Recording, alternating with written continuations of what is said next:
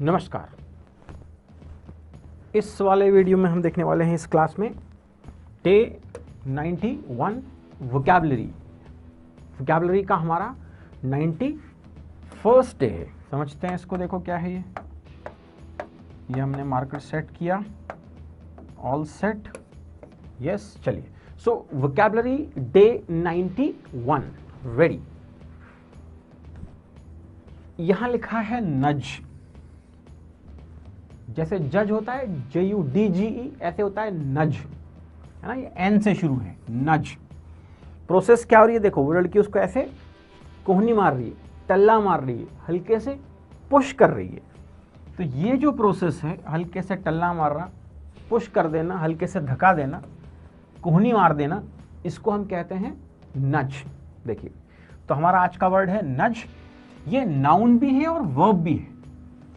मतलब नच का मतलब धक्का भी होता है और धक्का मारना भी होता है ना। दोनों होता है, पुश करना भी होता है और पुश भी होता है। अ स्लाइट पुश और शेक। ये देखिए, अ स्लाइट पुश, धीरे से आपने किसी को धक्का मारा, या टू पुश अगेंस्ट जेंटली, या किसी को धीरे से धक्का मार देना। जैसे मैसेज के दो मतलब होते हैं। मैसेज मतलब संदेश, और उसी मैसेज का मतलब होता है संदेश भेजना। मतलब एक ही वर्ड वो कभी नाउन होता है और कभी वर्ब होता है ना। तो ऐसे यहां पर नज जो है वो कभी नाउन है और कभी वर्ब है। ठीक है, चलिए, वेरी गुड। तो ये हमने देख लिया इसका मीनिंग। देखिए, लिखा है टल्ला मारना या हल्के से पुश करना। ठीक है। ही नज्ड मी जेंटली, उसने मुझे धीरे से ऐसे टल्ला मारा। At the entrance of teacher, होता था ना स्कूल में कि आप बैठे हुए हैं, आपका ध्यान कहीं और है, इतने में टीचर क्लास के अंदर एंटर किया उन्होंने, तो आपका फ्रेंड आपको यूं टल्ला मारता है कि देख सर आ गए हैं, है ना। तो ये जो टल्ला मारने वाला मामला है, दैट इज कॉल्ड नज। Second and third form is ED, नज्ड, नज्ड। तो हमने एक अच्छा वर्ड सीखा आज, बिल्कुल नया था ना। क्या मतलब है उसका? नज मतलब धीरे से टल्ला मारना, पुश करना, धकाना, दैट इज कॉल्ड नज। पूरे मन से सीख रहे हैं, बहुत बढ़िया शब्द सीखा है, इसको यूज कीजिएगा। जब आप कुछ चीज धीरे से टल्ला मार दें, धीरे से धक्का दें, तो कहना नज्ड। ओह, ये तो कोई डॉन दिख रहे हैं ना, दिख रहा है डॉन एकदम। चलिए समझ लेते हैं डॉन से रिलेटेड कौन सा वर्ड है। ये है नोटोरियस। क्या मतलब है नोटोरियस? ये है एडजेक्टिव, ये इनकी क्वालिटी है, ये इनकी विशेषता है। ठीक है, वर्ड है notorious. Known widely and usually unfavourably, या well known for something bad, जिसका नाम तो बहुत हो लेकिन वो कैसा हो? बदनाम हो। हिंदी बोलते ना, बहुत बदनाम है, क्योंकि नाम तो बहुत है, जानते बहुत लोग हैं, लेकिन कैसे? समथिंग बैड, किसी बुरी चीज के लिए अनफेवरेबली जानते हैं। तो ये हो गया नोटोरियस। हिंदी में कहते हैं कुख्यात। आपने एक वर्ड सुना है विख्यात, दैट इज फेमस। फेमस तो आपको आता है ना। फेमस का ऑपोजिट वर्ड है कुख्यात, है ना। मतलब विख्यात का ऑपोजिट। जो लोग पॉजिटिवली नोन होते हैं, जो अच्छे काम के लिए जाने जाते हैं, वो क्या होते हैं? वो होते हैं विख्यात हैं, बहुत प्रसिद्ध हैं, है ना, फेमस हैं। लेकिन ये क्या हुआ? ये वाले भैया कैसे थे? ये नोटोरियस थे, मतलब कुख्यात हैं। एडजेक्टिव है, किसी की क्वालिटी है ना। भले ही बुरी क्वालिटी है, पर क्वालिटी है कि विख्यात नहीं, कुख्यात हैं। अ नोटोरियस स्मगलर, है ना। कोई स्मगलर है जो बहुत जाना जाता है, लेकिन किस लिए? बुरे नाम के लिए, बदनाम है वो, है ना। नेगेटिव चीजों के लिए जाना जाता है, बैड चीजों के लिए जाना जाता है, दैट इज कॉल्ड नोटोरियस। दोनों ही शब्द आज के बहुत बढ़िया हैं। पहला था नज, मैंने हल्के से पुश करना, टल्ला मार देना। अब आ गया नोटोरियस, ये फेमस का अपोजिट शब्द है। फेमस मतलब प्रसिद्ध, और नोटोरियस मतलब कुख्यात।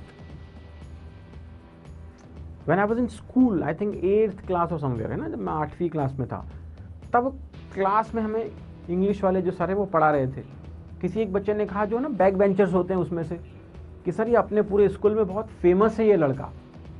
तब वो टीचर ने कहा था कि ये फेमस नहीं है, हाँ इसे सब लोग जानते हैं पर ये फेमस नहीं है, ये नोटोरियस है, ये कुख्यात है। तब से ही मुझे ये शब्द आता है, right from my 8th class. Yes, so notorious, कुख्यात। आप आज सीख गए ना, सीख जाइए और उसको यूज कीजिए। आपके आस पास मोहल्ले में, कॉलोनी में, आपके क्लास में, ऑफिस में कोई ना कोई तो ऐसा होगा ना जो होगा क्या, नोटोरियस। उसका चेहरा ध्यान कर लीजिए और समझ जाइए कि मामला नोटोरियस है। अब ये काफ़ी सारी पिक्चर्स दिख रही हैं, कुतुब मीनार है इसमें, है ना, लाल किला भी है, ताजमहल है, समथिंग। ये सब क्या है? इन्हें हम कहते हैं मॉन्यूमेंट। एक और अच्छा शब्द सीख रहे हैं अपन, ये क्या है? मॉन्यूमेंट। मतलब ये नाउन है, किसी चीज का नाम है मॉन्यूमेंट। अ बिल्डिंग और statue that is built to remind people of a famous person or event। कोई भी बिल्डिंग या स्टैच्यू, जैसे सरदार वल्लभ भाई पटेल की स्टैच्यू लगी हुई है ना, यूनिटी, वो तो बिल्डिंग और कोई भी statue that is built to remind people of a famous person और इवेंट, जो किसी फेमस पर्सनैलिटी की या किसी घटना की याद दिलाते हैं। इस तरह के जो स्मारक होते हैं उसको कहते हैं मॉन्यूमेंट। हिंदी में कहते हैं स्मारक, जो स्मृति दिलाते हैं ना, स्मारक हैं। Red fort is a monument. तीनों शब्द बहुत गजब है, बहुत अच्छे से आप यूज कर सकते हैं। पहला शब्द था नज, ऐसे टल्ला मारना, है ना। दूसरा था नोटोरियस, आपके भी आसपास पड़ोस में कोई होगा जो क्या होगा, नोटोरियस होगा, कुख्यात। और तीसरा शब्द है मॉन्यूमेंट। मॉन्यूमेंट मीन्स कोई ऐसे बिल्डिंग जो किसी फेमस पर्सनैलिटी की, किसी इवेंट की हमें याद दिलाती है। स्मारक हम इसको इंग्लिश में बोलते हैं, हिंदी में बोलते हैं। ठीक है, चलो ये 3 देख लिए, आगे बढ़ते हैं। क्या लिखा है? ट्रीजन। यही हमारा अगला वर्ड है। ट्रीजन का मतलब क्या होता है? ट्रीजन एक नाउन है। क्या है? नाउन है। The criminal act of causing harm to your country. जब आप अपने ही देश को हार्म करते हैं, ऐसा कोई अपराध करते हैं, for example by helping it's enemies, कि अपने देश के जो एनिमीज हैं, शत्रु हैं, उनको आप हेल्प कर दें, तो आप कैसा काम कर रहे हैं, है ना, आप ट्रीजन वाला मामला हो रहा है। देशद्रोह है ये, हिंदी में कहते हैं देशद्रोह। क्या है? देशद्रोह हो रहा है ये। क्यों? क्योंकि हम कोई ऐसा क्रिमिनल एक्ट कर रहे हैं जो हमारी कंट्री के लिए फेवरेबल नहीं है, है ना। हम उसके अगेंस्ट, जो उससे उसको कुछ हार्म हो सकता है, कुछ हानि हो सकती है, ऐसा काम कर रहे हैं, मतलब हम देशद्रोह कर रहे हैं। Treason in this country is still punishable by death। है ना, कुछ कुछ देशों में ऐसा होता है कि अगर आपने देशद्रोह किया, ट्रीजन आपके ऊपर अगर हो गया दोष सिद्ध, तो फिर आपको क्या किया जाता है? डेथ सेंटेंस दे दी जाती है, सजाए मौत सुना दी जाती है, क्योंकि अपराध बड़ा है, आपने अपने देश को चीट किया है ना। तो फिर वहां ट्रीजन वर्ड का यूज करते हैं। और सबसे आखिरी वर्ड है गॉगल। अगर चश्मे वाला होता तो गॉगल्स लिखा होता ना, एस लगा होता उसमें, तब उसका मतलब वो चश्मा होता, वो धूप वाला, है ना। ये एक वर्ब है। इसका क्या मतलब है? Look with wide open eyes typically in amazement. Amazement माने आश्चर्य। जब आप ऐसी आंखें फाड़ के, ये देखिए कैसे, ये ऐसे आंखें फाड़ के किसी को आश्चर्य में देखते हैं, है ना, तो फिर क्या होता है? आप गॉगल कर रहे हैं, यू आर गॉगलिंग। देखो, आश्चर्य से देखना। किससे देखना? आश्चर्य से देखना। देखो, I goggled at them in total disbelief. मुझे तो विश्वास ही नहीं हुआ, मैंने से आंख फाड़ के बड़े आश्चर्य से उनकी तरफ देखा। So I goggled at them in total disbelief. आश्चर्य से देखना। Look with wide open eyes typically in amazement, goggle. बहुत खूबसूरत शब्द हमने आज सीखे। Nudge, notorious, monument, treason and goggle. अगर ये गॉगल्स ऐसा कर देंगे तो वो चश्मे वाला हो जाएगा ना। अभी यहाँ एस नहीं है, ये एक वर्ब है। यस, ठीक। इसका सेकंड थर्ड फॉर्म ईडी लगेगा। गॉगल्ड। चलिए अब कुछ और देखते हैं।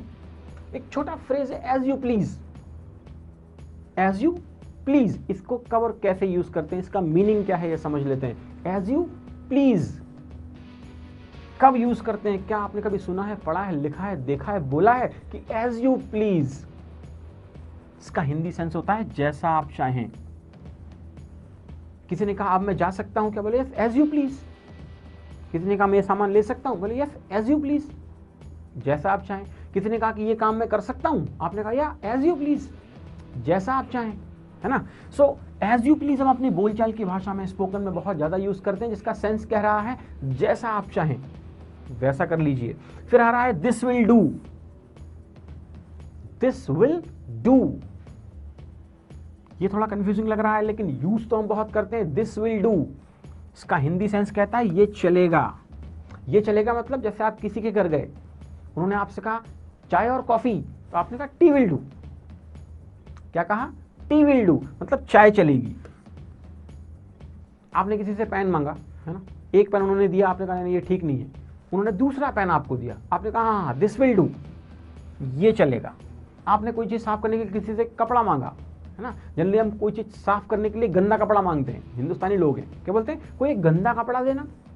अरे गंदे कपड़े से तो और गंदा हो जाएगा, पर कहते तो ऐसे ही, गंदा कपड़ा देना। ठीक है, आपने कपड़ा मांगा, उन्होंने आपको दिया, आपने कहा या दिस विल डू, ये चलेगा। अरे समझ रहे हैं? दिस विल डू, उसको बोलना सीखिए, अपनी लैंग्वेज में दिन भर में यूज कीजिए। This will do, that will do, yes. चलो नेक्स्ट, फिर क्या? Sorry I am afraid. वैसे आपने सुन रखा है अफ्रेड का मतलब होता है डरा हुआ। आई एम अफ्रेड, तो मैं डरा हुआ हूं क्या? जी नहीं, ये इंग्लिश में किस तरह से यूज होता है? इसका सेंस है माफ कीजिए मुझे खेद है। किसी ने कहा कि आप वो पार्टी में आ जाएंगे क्या? बोले यार sorry I am afraid I can't come, है ना, मुझे बड़ा खेद है कि मैं वहां नहीं आ पाऊंगा, है ना। किसी ने आपसे कोई मदद मांगी और आप उस मदद को देने की कंडीशन में, पोजीशन में नहीं हैं, तो आप क्या कहेंगे? Sorry I am afraid I can't help you. So I am afraid क्या है? ये खेद जताने के लिए क्या कहना पड़ता है? माफ कीजिए मुझे खेद है। किसी ने कहा यार कल वहां 9 बजे आ जाना, आपने कहा यार I am really sorry I am afraid I can't reach it by 9, है ना, 9 बजे तो मैं नहीं पहुंच सकता हूं। क्यों? कुछ दूसरा काम है, कोई क्लास है, कुछ है, so I can't reach there, so I am afraid, मुझे बड़ा खेद है। ये तीनों बहुत शानदार फ्रेजेस हैं, इनको यूज कीजिए अपनी लाइफ में। एज यू प्लीज, जैसा आप चाहें, है ना, या फिर दिस विल डू, ये चलेगा, चाय चलेगी या कॉफी, टी विल डू, है ना। एंड आई एम अफ्रेड, मुझे बड़ा खेद है, सॉरी आई एम अफ्रेड। चलिए चलते हैं नेक्स्ट की तरफ। गिव मी सम मोमेंट्स, बहुत बढ़िया फ्रेज है, गिव मी सम मोमेंट्स। इसका क्या मतलब होता है? इसको कब बोलते हैं हम? Give me some moments, give me some moments कब यूज करते हैं इसको? अरे इसका मतलब है कुछ समय दीजिए, जो हम जनरली बोलते हैं ना 2 मिनट, उस 2 मिनट को आप रिप्लेस करके बोलिए give me some moments. Generally बोलते हैं 2 मिनट, 2 मिनट्स अभी कर देते हैं काम को, है ना, उस 2 मिनट को बोलने के लिए क्या कीजिए? अब बोलिए गिव मी सम मोमेंट्स, मुझे कुछ क्षण दीजिए, मुझे कुछ समय दीजिए, गिव मी सम मोमेंट्स। या फिर he is a hard nut to crack, hard nut to crack. Hard nut to crack का मतलब होता है अड़ियल है, जिद्दी है वो इंसान, मानेगा नहीं आसानी से। आप तो नहीं है ना हार्ड नट टू क्रैक, आप तो आसानी से मान जाते हैं, समझ जाते हैं। सीखिए, समझिए और यूज कीजिए इसको अपनी लैंग्वेज में। You are not hard nut to crack. पर कुछ लोग होते हैं ना अड़ियल टाइप के, हार्ड नट टू क्रैक होते हैं, जिनको मनाना, समझाना, बहलाना, फुसलाना आसान नहीं होता है। That is called hard nut to crack. और एक है this is not my cup of tea, बहुत कॉमन है, बहुत सिंपल है, बार बार यूज होता है। क्या है? This is not my cup of T. अब यहाँ चाय के प्याले की बात नहीं हो रही, लिखा कुछ और है, सेंस कुछ और है। This is not my cup of T का मतलब होता है ये मेरे बस की बात नहीं, ये मेरे बस की बात नहीं है। किसी ने कहा आप मार्केटिंग का जॉब क्यों नहीं कर लेते हो? तो आपने कहा no this is not my cup of tea, ये मेरे बस की बात नहीं है ना। तो जब कोई काम को आप अपने पूरे लगन से, पूरी मेहनत से नहीं कर पाए, तो आप कहते हैं this is not my cup of T. तो तीनों फ्रेज बहुत बढ़िया थे। गिव मी सम मोमेंट्स, मुझे कुछ क्षण दे दीजिए, या he is hard nut to crack, वो कैसा है, हार्ड नट टू क्रैक है, मतलब उसको समझाना मनाना आसान नहीं है। And this is not my cup of tea, ये मेरे बस की बात नहीं। ठीक है, आज की इस क्लास में इतना ही, फिर हम मिलेंगे नेक्स्ट क्लास में, तब तक के लिए good bye, thank you very much.